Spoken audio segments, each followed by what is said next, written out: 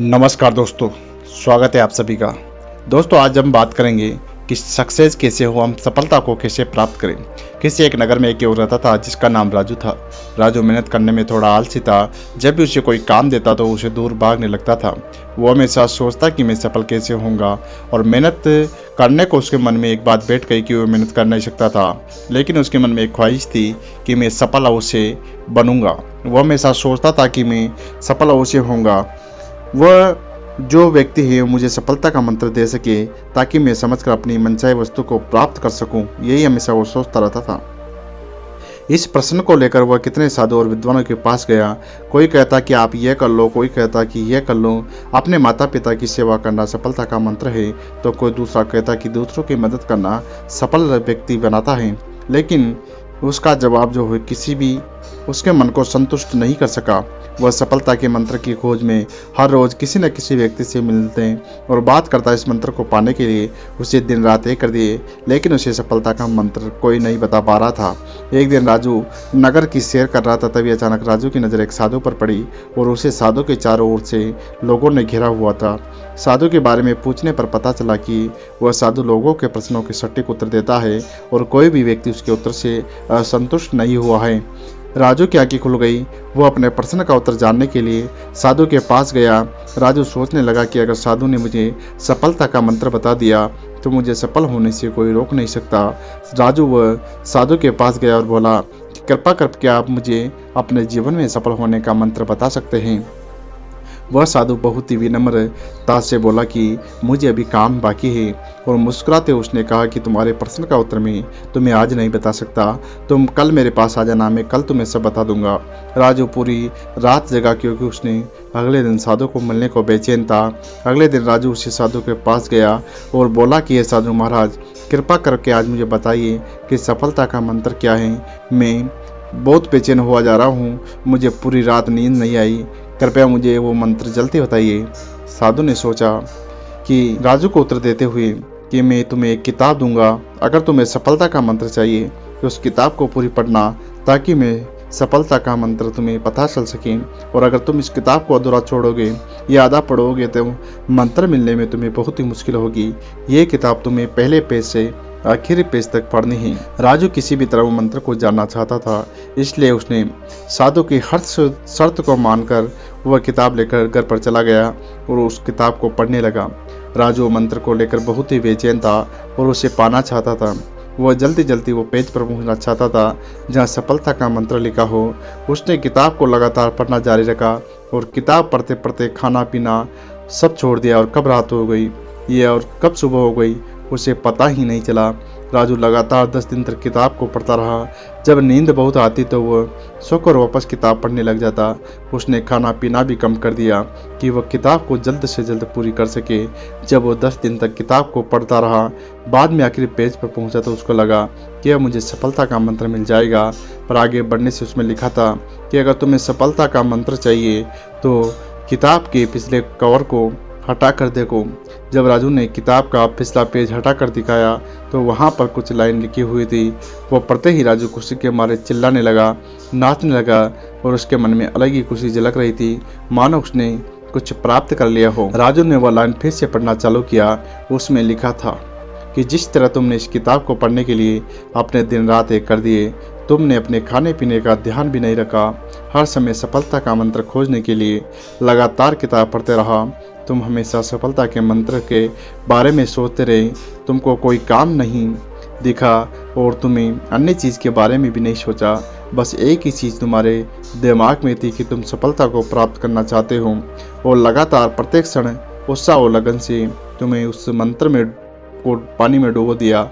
यदि तुम किसी लगन और दृढ़ इच्छा शक्ति के साथ किसी भी वस्तु को पाना चाहते हो तो तुम्हें उससे मिल जाएगी और तुम्हें सफल होने से कोई रोक नहीं सकता। तो दोस्तों, इस कहानी से हमें यही शिक्षा मिलती है कि हमें बहुत कुछ सीखने को मिलता है कि किताब के पिछले कवर में जो लिखा था वह कहता है कि जीवन में किसी भी वस्तु को पाना हो तो सब कुछ भूल कर अपना हर पल उस चीज़ में लगा दो जो तुम पा सकते हो। जब अपना ध्यान उस चीज़ में लगाते हो तो तुम्हें जो चाहते हो वो उससे मिल जाएगी, और उनको पाने के लिए तुम्हें मेहनत करनी होगी।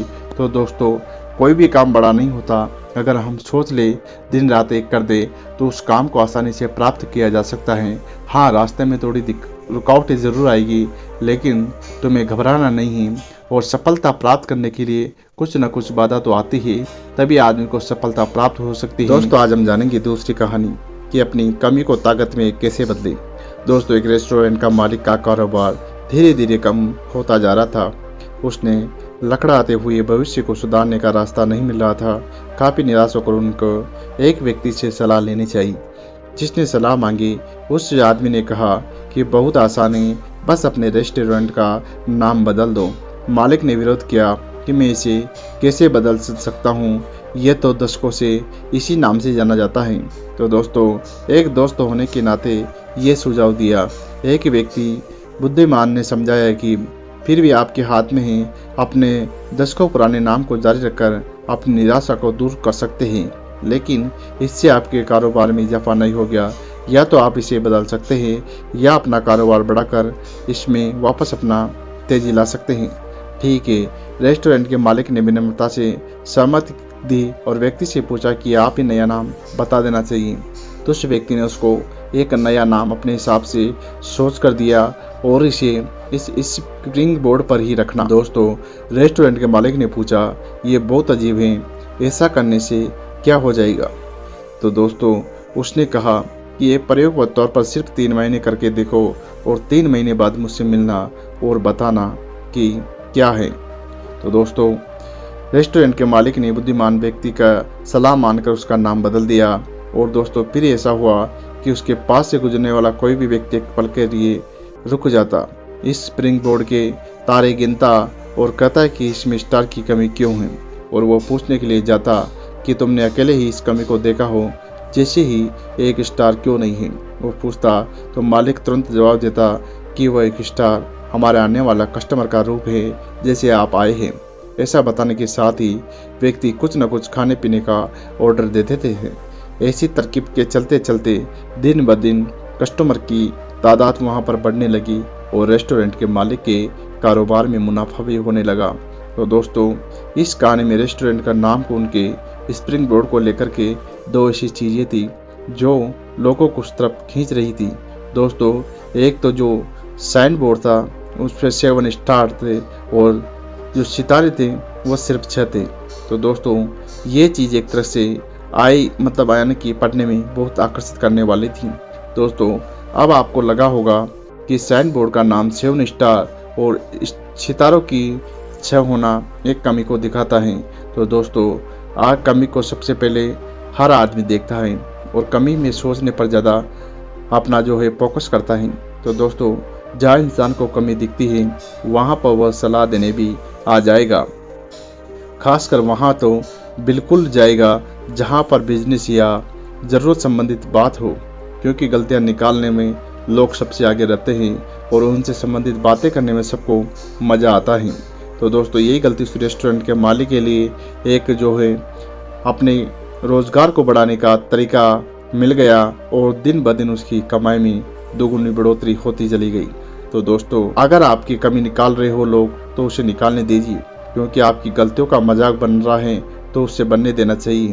क्या पता आपकी वही गलती, आपकी वही कमी आपके प्रगति का नज़रिया ही बदल जाए, लेकिन एक शर्त पे कि आपकी कमी या गलती लोगों को फ़ायदा देने वाले चाहिए, न कि नुकसानदायक।